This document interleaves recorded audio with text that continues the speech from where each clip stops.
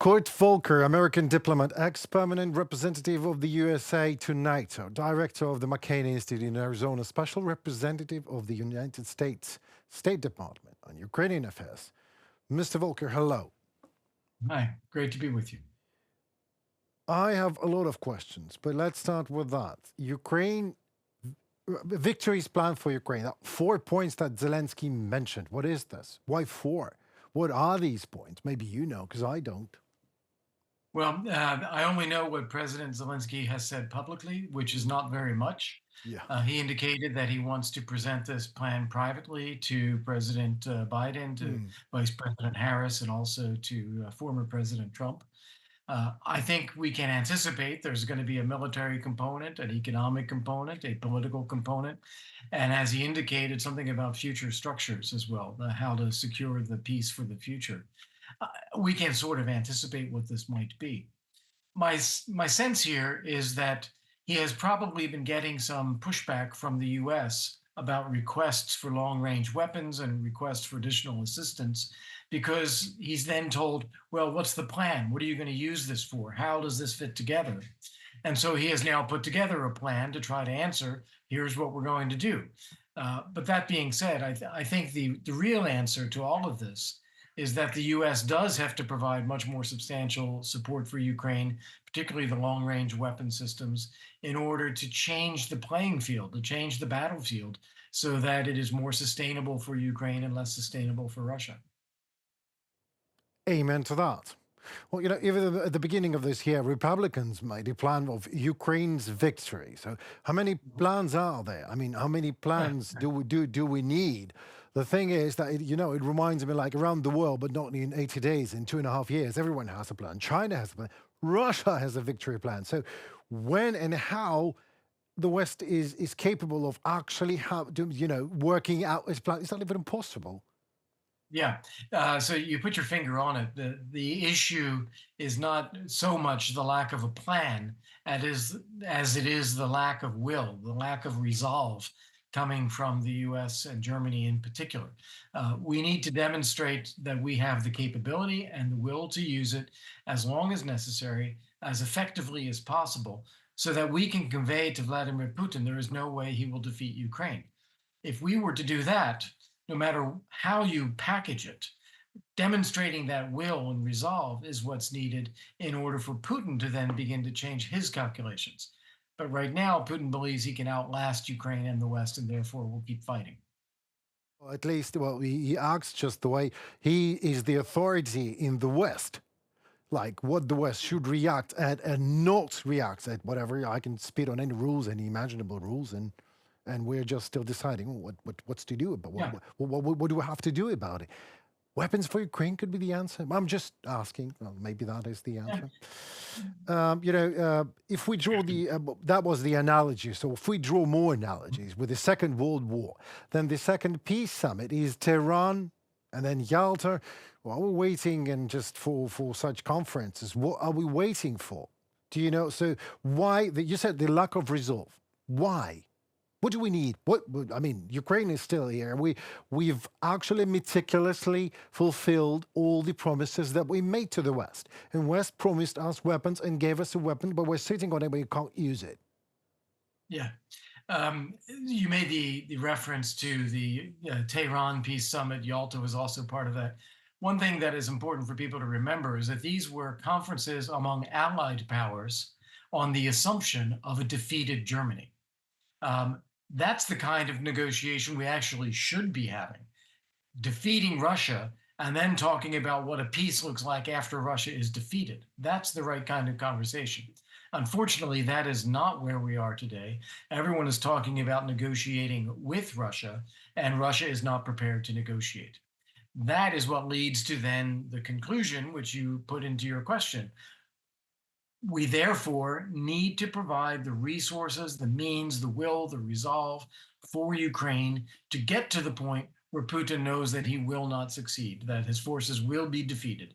If we can get to that point, then it's worth looking at what a settlement would look like. Until then, it's all just paper, it's all just words. Putin is going to try to write the facts on the ground, and he has to be stopped. it's more or less clear. I agree, absolutely. I couldn't agree more. But we all know what must happen. But how can we do it? What should we? Okay, what Ukraine should do to, or Ukraine can't do anything. We just need to sit and wait until the West just wakes up for a decision, for an action. Well, Ukraine is doing a lot. Let's not understate what Ukraine is doing. I think by opening the front in Kursk, that is changing a lot of the narrative that Putin had wanted to settle in. Putin wanted the world to think that this is an inevitable stalemate that Russia will win. The Kursk invasion completely overturns that idea. I think Ukraine is fighting and is doing so very cleverly, very innovatively, developing the drones that they have, the naval drones, the air drones. These are all things that Ukraine can do to show to the West that it is worth supporting Ukraine and to show to Russia that this is not so easy. These are all things that Ukraine can and should do. But ultimately, as far as Western decision making goes, it's really up to us to make the case that not only are the risks of escalation by Russia overstated, the risks of inaction by the West are much greater.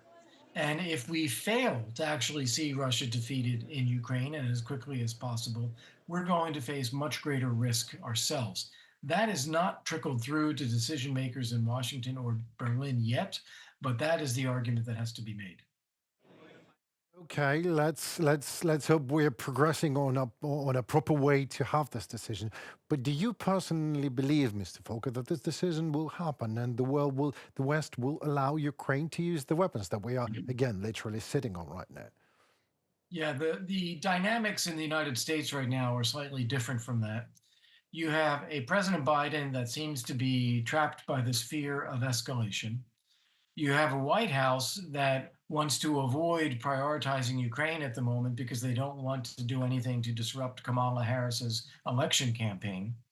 You have President Trump who doesn't want to be specific about what to do other than that he would end the war in a day. I tend to believe that if President Trump were elected, that he would want to increase a position of strength in order to negotiate with Putin, but he simply hasn't said much about it. So we really don't know where this is going. But none of this is as clear and direct as our conversation today about what actually needs to happen. Looking at Kharkiv and looking at Kursk, operations that were actually not negotiated came as a surprise not only for Putin, but also for the West. So I'm going to ask you a provocative question.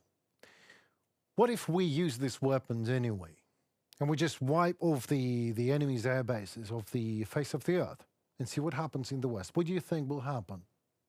Well, the risk for Ukraine is that the resupply of weapons then stops. Mm. They were given to Ukraine with limitations. And if those limitations are not respected, then you run the risk that the US or other countries would not provide further weapons. That's dangerous for Ukraine. We are in this together. We need to fight together.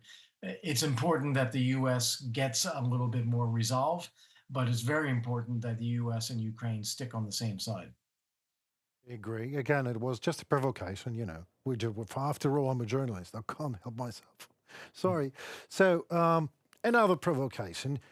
What if you will be a chief commander of Ukrainian armed forces? What would you say about Kursk? Would you, Of course. yeah, Kursk and Kursk, of course. Well, I mean, would you send the Ukrainian army into Kursk if you would be Mr. I think it was a very important strategic move. Of course, any move has both a benefit and a cost, and there is some cost in the front lines around Pokrovsk, no doubt. But the benefit to shaking up the decision making in Washington and in Berlin and in Moscow, that was needed. Without it, there was just a general assumption that Ukraine was going to face a slow erosion of its position on the front lines, just a war of attrition that Ukraine would lose. That is now no longer clear. In addition, when you talk about a settlement, until now, everyone was only talking about how much Ukraine gives up in order to get peace.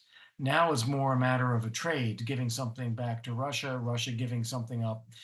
It's more balanced than it would have been. So this was a very important thing to do. If I were in the shoes of Ukrainian commanders now, I'd be looking at two things. I'd be looking at where I can opportunistically do another Kursk, where I can find another weakness in Russia's position to exploit, to force them off balance. And secondly, I would be looking at how to use whatever systems I can get, long range, medium range, in order to disrupt the supply lines to Crimea. These are accessible with the long range weapons. It is needed in order to make the Russian forces there unsustainable. And that in turn will take off a lot of the pressure on the cities in southern and western Ukraine. Well, what can I say? Take us to Moscow, Commander Volker. Thank you so very much. Yeah, well, it is always a pleasure and to have you. A lovely conversation, a lot of questions, but maybe next time. And don't Okay, forget to thank let you so me know much. personally when you're in Ukraine, so I'll be first there. Okay. All You're right, will welcome. do. Thank you so much Thank you so for the very interview. much. Thank you. Goodbye. Bye-bye. Kurt Volker was with us, diplomat, leading expert in U.S. foreign and national security policy, and maybe chief commander of Ukrainian armed forces. That is it. Thanks for watching me, Enrique, and UATV English. We did our best to deliver the whole truth in easy terms. For you, please like, subscribe, and comment in return. Your voice matters indeed, as it helps Ukrainian voice to be heard worldwide. Stay safe and tune for more. See you. Goodbye.